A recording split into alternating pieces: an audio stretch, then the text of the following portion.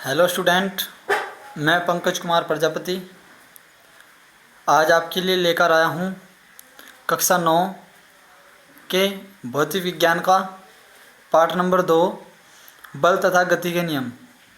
हमने पहले पाठ में पढ़ा था गति। पाठ का नाम था गति के बारे में, चाल के बारे में, वेग के बारे में, दूरी के बारे में और आपका संवेग, कोणीय वेग, इन सब के बारे में पढ़ा था। और आज हम अगला चैप्टर देख रहे हैं बल तथा गति के नियम। तो पहला टॉपिक है हमारा बल। बल क्या है? किसी वस्तु में गति करने के लिए या किसी गतिशील वस्तु को रोकने के लिए जिस बाह्य प्रभाव की आवश्यकता होती है उसे बल कहते हैं। किसी वस्तु में गति करने के लिए या किसी गतिशील वस्तु को रोकने के लिए जिस बाह्य प्रभाव की आवश्यकता होती है उसे आप गति कहते हैं, उसे आप बल कहते हैं। ठीक है बच्चों। तो जैसे उदाहरण दे, जैसे किसी स्थिर वस्तु को गतिमान करने के लिए हम उस पर बल लगाते हैं, किसी गतिमान वस्तु को रोकने के लिए हम उस पर बल लगाते हैं। मतलब क्या कहा बच्चों कि कोई भी आपकी स्थिर पड़ी हुई, ये सपोज करो ये पेन है आपका, ये स्थिर पड़ा हुआ है। अगर मैं इसे गति अवस्था दूँ, अगर मैं इस पर बल लगाऊँ, ये बल लगा रहा मैं इस पर, तो क्या हो रहा है आपका, इसे गति मिल रही। और जब गति मिल रही तो आपका क्या होगा इसमें, फिर ये इस पर जब बल लगेगा तो ये गति मिलेगी इसे। तो बच्चों जो ये बल लगाया जिसके कारण ये आगे सरका पेन, जिसके कारण यहाँ से यहाँ गया, वो क्या आपका बल है। इसी प्रकार अगर ये चल रहा है, ऐसे घूम रहा है, ऐसे घूम रहा है, ऐसे घूमा, मैंने रोक दिया, तो रोकने के लिए भी मैंने इस पर क्या लगाया, बल। ठीक है बच्चों। नोट, वह वह बाह्य कारक है जो किसी निकाय की स्थिति परिवर्तित कर देता है अथवा करने का प्रयास करता है। जो किसी भी निकाय की स्थिति को या तो परिवर्तित कर देगा या करने का प्रयास करेगा, बल आपका वह बाह्य कारक है। अब बल का मात्रक किलोग्राम मीटर पर सेकंड स्क्वायर होता है और इसे न्यूटन भी कहते हैं। बल का अन्य मात्रक भार, किलोग्राम भार भी होता है। इसका जो अन्य मात्रक हो क्या हो, किलोग्राम भार भी होता है। अब बल के प्रभाव क्या क्या है देखेंगे। बल लगाने पर किसी गतिमान वस्तु की गति परिवर्तित हो सकती है।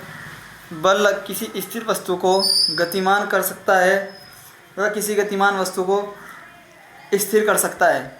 बल क्या करता है, किसी गतिमान वस्तु को स्थिर और किसी स्थिर वस्तु को गतिमान कर सकता है। ये बल का क्या है, प्रभाव है। इसके बाद बच्चों अगर मैं बात करूँ, ये आपका चैप्टर नंबर 2 का पहला पेज है और इसके बाद आपका बच्चों चैप्टर नंबर 2 का दूसरा पेज। क्या कहा, दूसरा एग्जाम्पल दिया, जैसे किसी स्थिर गेंद को बल द्वारा गतिमान किया जा सकता है। किसी स्थिर गेंद को, गेंद है आपकी वो पड़ी हुई है कहीं, तो उसे क्या कर सकते हैं, बल लगाकर गतिमान किया जा सकता है, गतिमान कर सकते हैं। इसके विपरीत गेंद को बल लगाकर गतिहीन भी किया जा सकता है। मतलब गतिहीन, उसकी गति भी रोक सकते हैं हम और उस पर गति दे भी सकते हैं। अगर आपकी कोई गेंद रुकी हुई पड़ी, वो एक जगह स्थिर है, तो आप क्या करेंगे, उस पर बल लगाया आपने तो वो गति की अवस्था में आ जाएगी। और यदि बच्चा आपकी वो गेंद बहुत तेज़ी के साथ आ रही है, आपने उस पर बल लगाया और बल लगा के आप क्या कर देंगे, उसे गतिहीन, मतलब उसे आप रोक देंगे, स्थिर अवस्था में ला जा सकता है, ला सकते हो आप उसको।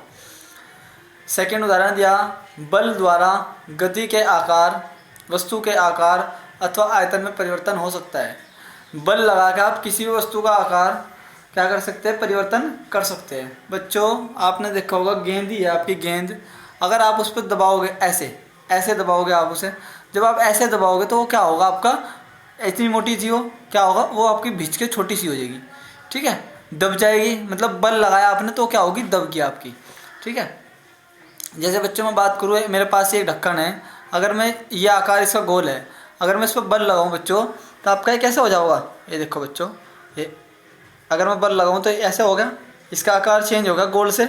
अगर बच्चों और ज़्यादा बल लगाऊंगा तो इसका आकार कुछ और भी हो सकता है। देखो बच्चों, कुछ भी, तो आप कोई भी चीज़ ले लो ऐसे आपकी, तो उसका बल लगाने पर आप क्या कर सकते हो, आकार और वो भी चेंज हो जाता है। दूसरा आपका, जस्ते की चादर को बल द्वारा मोड़कर उसके आकार में परिवर्तन हो सकता है। जस्ते की चादर है होती है आपके, उसे मोड़कर आप कुछ भी परिवर्तन कर सकते हो। आपने देखा होगा किवाड़ होते हैं आपके आपके ये घर में जो पेटी होती है, ये बहुत सारी चीज़ें होती है जो जस्ते की बनी होती है, तो उसका आकार में परिवर्तन ही तो कर रखा बच्चों। एक सीधी चादर थी, उसे मोड़ के तोड़ के कुछ भी बना दिया, टंकी बना दी, कोठी कहते हो आप, जिसे जिसे अनाज भरा आपने सभी ने, उस सारे का सारा क्या है, बल लगा कर किया गया कार्य। अब आपका बल द्वारा किसी गतिमान वस्तु की दिशा परिवर्तित की जा सकती है, बल द्वारा बिल्कुल की जा सकती है। सपोज करो कोई भी चीज़ आपके पास, आपकी एक जिस्म बहुत तेज आ रही है, देखा होगा आपने, बहुत तेज़ी के साथ आई बहुत तेज़ी के साथ, आपने क्या करा, उस पर बल लगाया और बल लगा कर उसकी दिशा इधर चेंज कर दी, ठीक है। जैसे एक गेंदबाज जब बल्लेबाज को गेंद फेंकता है, तो बल्लेबाज क्या करता है, गेंदबाज बहुत तेज़ी के साथ फेंकता है गेंद को, परंतु बल्लेबाज क्या करता है, उसको बल्ला लगाता है और बल्ला लगते ही उसकी गति की दिशा चेंज हो जाती है। ऐसे ही आपको वॉलीबॉल में खेलते खिलाड़ी द्वारा गेंद की दिशा बदलता है, ठीक है। देखा होगा ना, वॉलीबॉल जब खेलते हैं तो खिलाड़ी जिधर को भी मारेगा, जिधर को भी करके मारना चाहे उस पर बल लगा सकता है और बल लगाते ही उसकी दिशा चेंज हो जाएगी। इसके बाद आपका बलों के प्रकार। अब बल प्रकार के कितने हैं, नंबर 1 संतुलित बल, नंबर 2 असंतुलित बल।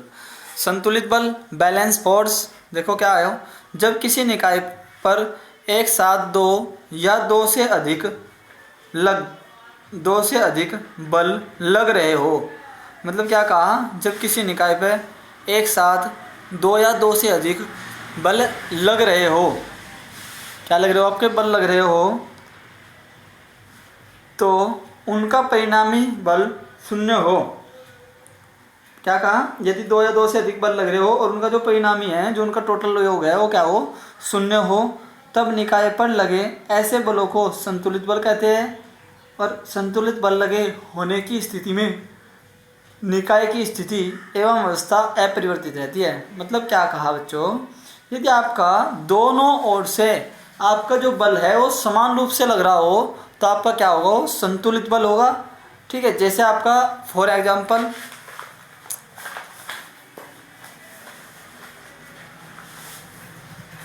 देख लो बच्चों, पेज नंबर 3 आपका। जैसे रस्सा कसी के खेल में क्या कर रखा, रस्सा कसी के खेल में जब दोनों टीमें एक समान बल लगाती है तो परिणामी बल शून्य होता है। इस स्थिति में रस्सी पर संतुलित बल आरोपित होता है। आपने देखा होगा बच्चों, जब रस्सा कसी का खेल खेलते हैं, एक तरफ से एक रस्सा पकड़ता है और एक तरफ से दूसरा व्यक्ति रस्सा पकड़ता है, तो क्या करते हैं, ये इधर को खींच रहे और ये इधर को, और कुछ टाइम बाद क्या होता है कि ये भी और ये भी पूरी जान लगाते हैं। जब पूरी जान लगाते हैं तो आपका क्या हो जाता है, ना तो ये इधर जाती है और ना ही आपकी ये इधर जाती, तो किधर भी तो बीच में रह जाए, तो ये क्या होगा, आपका संतुलित बल। मतलब दोनों ओर से समान रूप से लग रहा बल, इसलिए संतुलित बल है। इसके बाद आपका बच्चों अगला टॉपिक है असंतुलित बल। नाम से ही पता चल रहा, असंतुलित, जहाँ संतुलन नहीं होगा।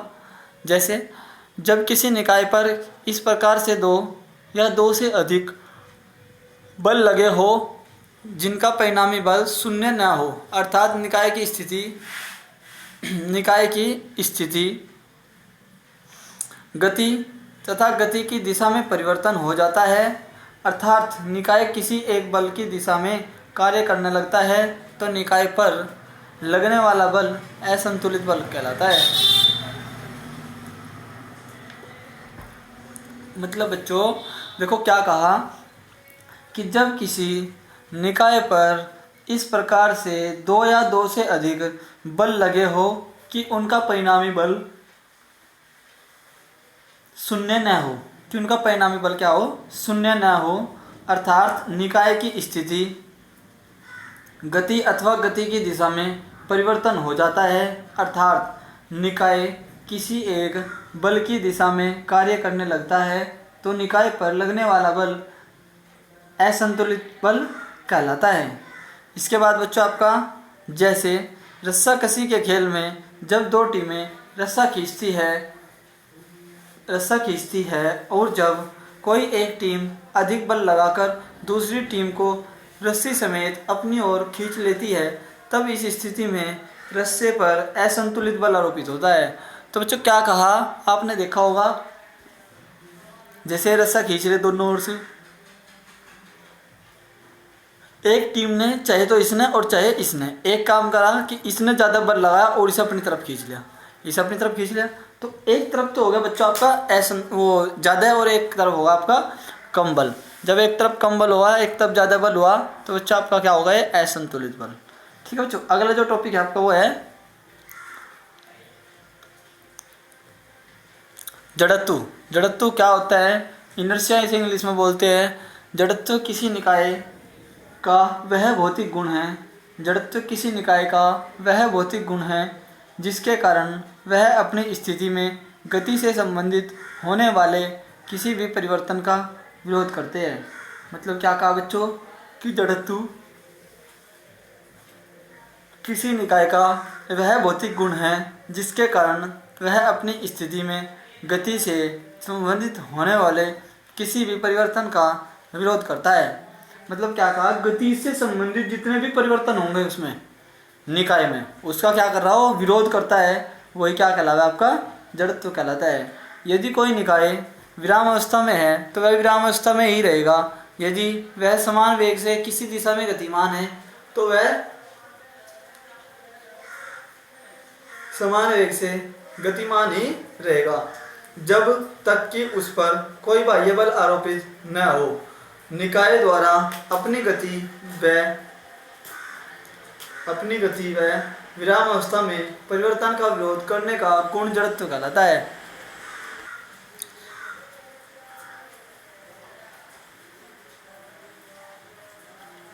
कि यदि कोई निकाय विराम अवस्था में है तो विराम अवस्था में ही रहेगा, और यदि कोई समान वेग से किसी दिशा में गतिमान है तो वह गतिमान ही रहेगा, जब तक कि उस पर कोई बाह्य बल आरोपित न हो। जब तक कि उस पर कोई बाह्य बल आरोपित नहीं होगा तब तक वो अपनी विराम अवस्था में है विराम में रहेगा, और गति अवस्था में है तो गति में ही रहेगा। ठीक है बच्चों,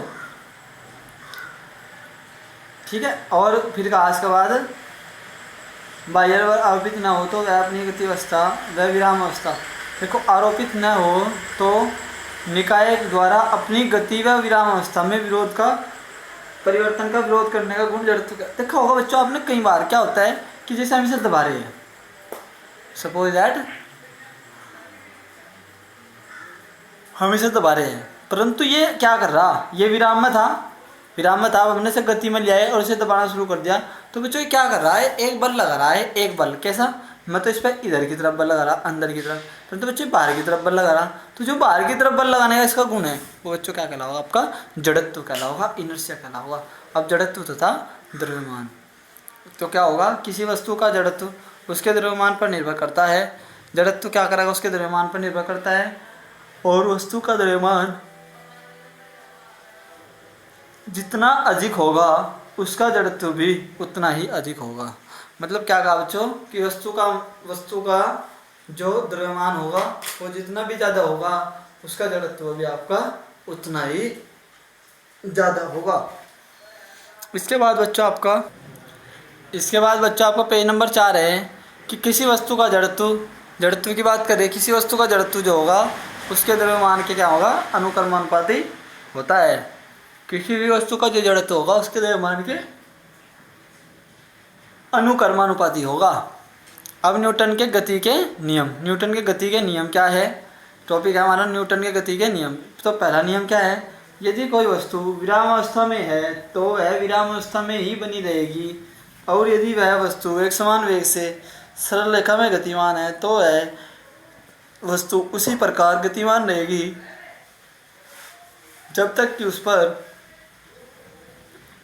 कि उस वस्तु पर अवस्था परिवर्तन के लिए कोई बाह्य बल न लगाया जाए। सीधी सी बात है बच्चों कि यदि किसी वस्तु पर हम बल लगा रहे, ठीक है, नहीं, यदि कोई वस्तु है रखी हुई, जैसे पेन ही है रखा हुआ है, अगर ये रखा हुआ है तो विराम अवस्था में है, अगर ये चल रहा है तो ये गतिमान अवस्था में है। तो बच्चों क्या हो रहा, ना तो ये गतिमान अवस्था में रहकर विरोध कर रहा, ना ये आपका गति अवस्था में रहकर विरोध कर रहा। परंतु बच्चों क्या कहा इसने कि यदि किसी वस्तु का जड़त्व तो उसके द्रव्यमान के अनुक्रमानुपाती है। मतलब क्या कहा, अनुक्रमानुपाती बताया था। तो ऐसे ही आपका यहाँ भी कि अगर विरामावस्था में है तो विरामावस्था में रहेगी, और आपकी गति अवस्था में है तो वो गति अवस्था में रहेगी, जब तक कि उस पर कोई बाह्य बल कार्य न करे। जैसे कि आपका अगर कोई गति में चल रही तो वो गति में ही चलती रहेगी। अगर उस पर कोई बल कार्य करेगा, कोई रोकने की कोशिश करेगा, उसे जो भी कुछ करेगा, तो क्या होगा, गति की अवस्था में होगा। नहीं तो बच्चों विराम में है तो विराम में ही रहेगा, या चलता हुआ है तो चलता हुआ ही रहेगा। इसके बाद बच्चों जैसे उदाहरण, तो बच्चों गति का पहला नियम, वो न्यूटन की गति का पहला नियम क्या कहा गया, यदि कोई वस्तु विराम में है तो विराम में रहेगी और गति में है तो गति में रहेगी, जब तक कि उस पर कोई बाह्य बल कार्य न करे। इस नियम अनुसार प्रत्येक वस्तु अपनी गति की अवस्था में किसी परिवर्तन का विरोध करती है। वस्तु की यह स्थिति प्रवृत्ति की जड़त्व कहलाती है। इस नियम को गैलीलियो का नियम या जड़त्व का नियम भी कहते हैं। क्या कहा बच्चों कि इस नियम के प्रत्येक वस्तु अपनी गति की अवस्था में किसी भी परिवर्तन का, अपनी गति की अवस्था में या गति से विराम में या विराम से गति की अवस्था में जब आएगी तो आपका क्या करती है, परिवर्तन का विरोध करती है। तो बच्चों आपका क्या कहलाई, आपका यही गुण क्या कहलावा, यही प्रवृत्ति क्या कहलावा, आपकी विरोध करने वाली अपनी स्थिति में। अभी बताया था बच्चों आपको क्या, जड़त्व, इसे गैलीलियो का नियम या फिर जड़त्व का नियम भी कहते हैं। उदाहरण जैसे चलती हुई गाड़ी से उतरते समय यात्री को गाड़ी के साथ साथ थोड़ी दूर तक चलना पड़ता है।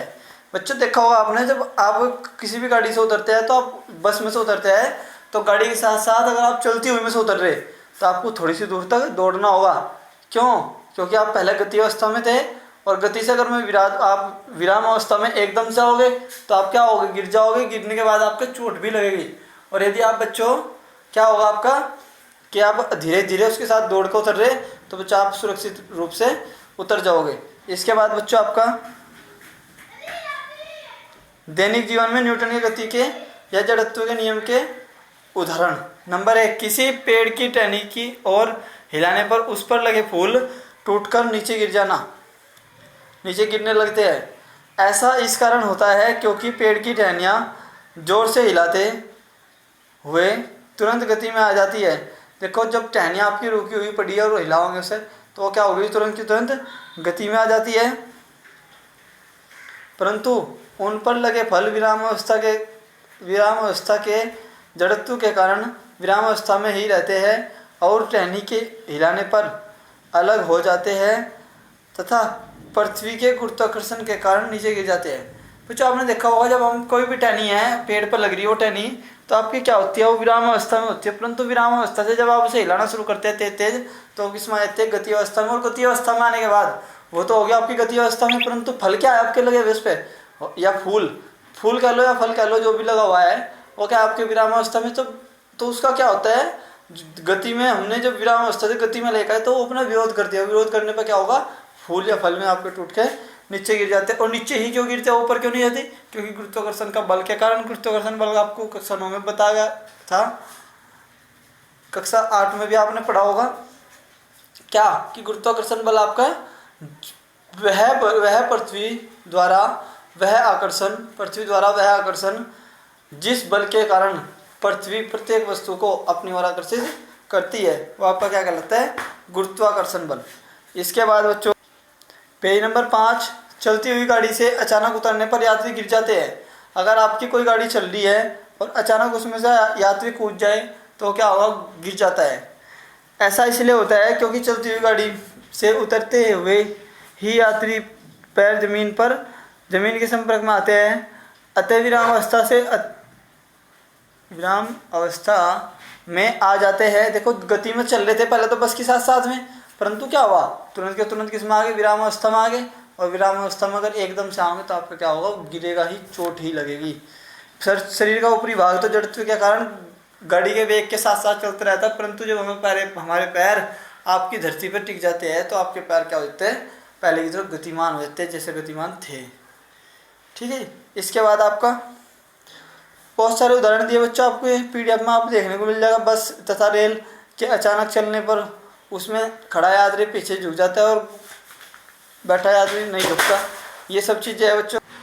अब बच्चों बात है आपके गति के दूसरे नियम की। गति के दूसरे नियम की बात करें तो हम क्या है, न्यूटन की गति का नियम इस प्रकार अनु के नियम का नियम इस के अनुसार नियमानुसार होगा। ये इसको काट दो।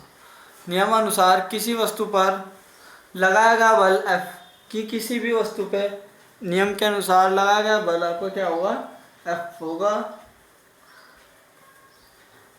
F होगा और उस वस्तु के द्रव्यमान M, उस वस्तु के द्रव्यमान M तथा उस वस्तु में बल की दिशा में उत्पन्न त्वरण A के गुणनफल को अनुक्रमानुपाती कहते हैं।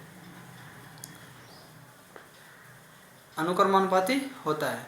यही क्या है, गति का द्वितीय नियम है। जैसे ये बल लग रहा, ये इसका द्रव्यमान है, ये F क्या हो रहा यहाँ पे, इसमें से इसमें और इसमें से इसके वेग जो परिवर्तन हो रहा वहाँ पे क्या हो रहा, त्वरण।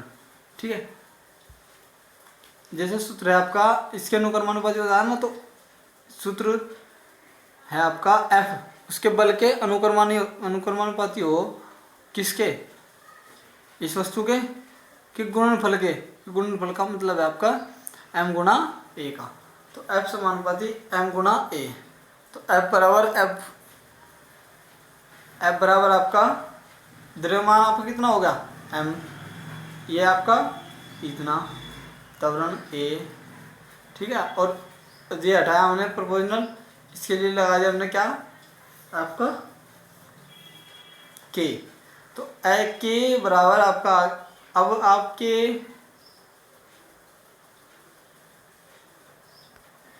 अब आपका यहाँ पे जो K लिया, ये आपका क्या लिया, नियतांक लिया, नियतांक।